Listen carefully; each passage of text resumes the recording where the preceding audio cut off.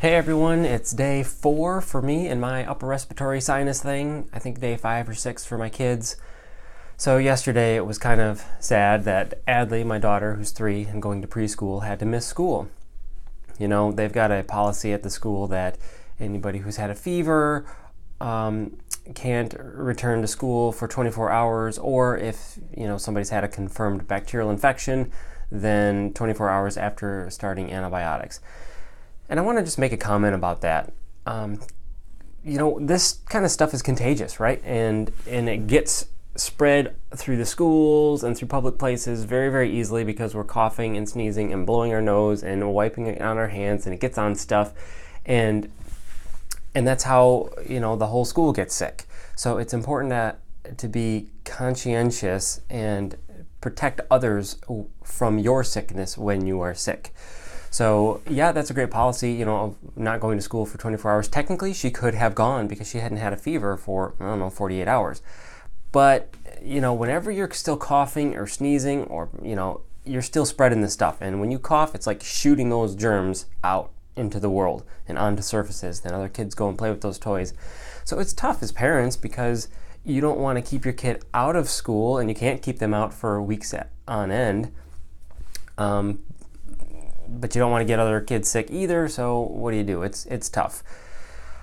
And some of these illnesses can last for 2 weeks. Hopefully that's not going to be the case with this one that we're dealing with. Usually 5 to 7 days is more typical, so she should be about done by tomorrow, hopefully. Adults are a little bit different because we hopefully have the ability to, contain our illness. We're not coughing and sneezing on everything, and as long as we can kind of do the standard hygiene things, washing our hands a lot. If we cough, we do it into the sleeve or the elbow, then that's, you might be able to go back to work if you can kind of keep yourself contained. But, there are a lot of people, adults, how do I say this? I've been coughed on in my face from adults, who made no effort whatsoever to protect me from their cough. Just right into my face many times. So this is a gentle reminder to just, if you're coughing, just out into the air. Don't do that. It's just bad. It looks bad and people are going to judge you. They don't want to get your sickness. So use your sleeve, use your shoulder if you don't have anything in your sleeve, then wash your hands. Just do those good things. So a little public service reminder. Keep your illness contained as best you can. Wash your hands a lot. So anyway, adults might be able to go back to work if they can do those sorts of things. Kids, you gotta just kind of see where they're at. If it's still pouring mucus, if they're still hacking and coughing, I'd keep them home. But you can always talk to your doctor too about that and get a more, specific recommendation. The other thing I wanted to talk about is, we've mentioned a number of different supplements, and then we've talked a little bit about the nasal sprays and oral Sudafeds and things like that. There are some manual techniques that you can do to help your sinuses, and I just want to briefly hit on them. These are things that you can do at home to help stimulate the movement of the mucus through the sinuses.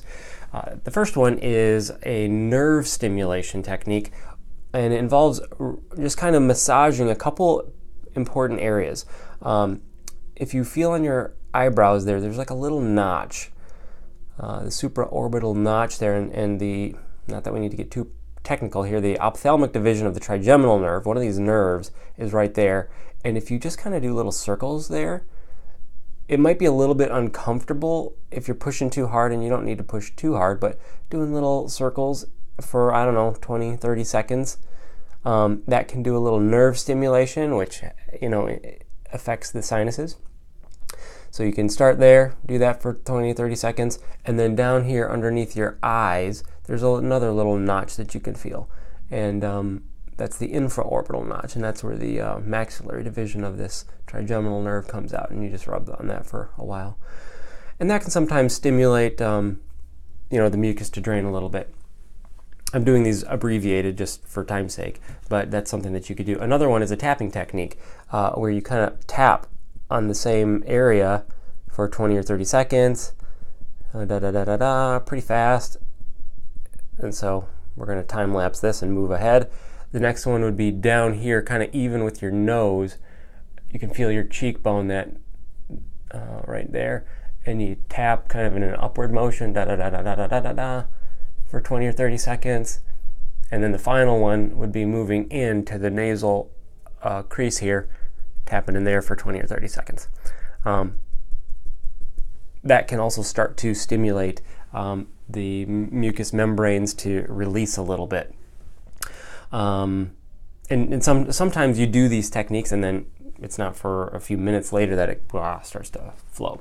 Let's see, a couple other ones.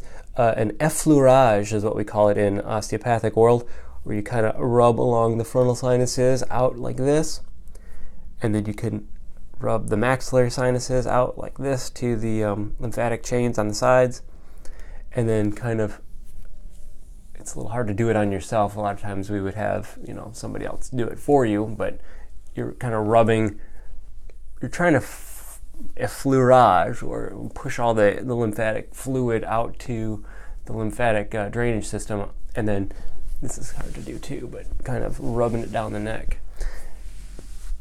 That can be kind of helpful. And then the final one is, this is kind of weird, but maybe a nasal septal stretch.